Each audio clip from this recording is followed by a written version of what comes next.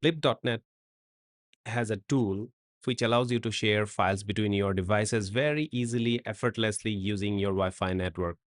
You simply need to go to this website called blip.net/download, download the tool, install it on your device. It is available for variety of application, variety of operating systems. It's available for your mobile, it's available for your desktop, laptop, etc. You download it, install it, and sign in using your email ID.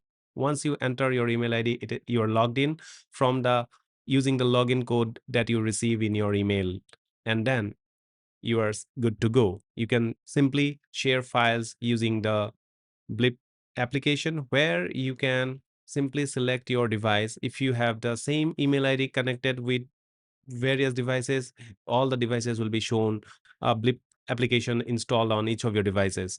And if you want to share with someone else, you simply need to share using the email ID only.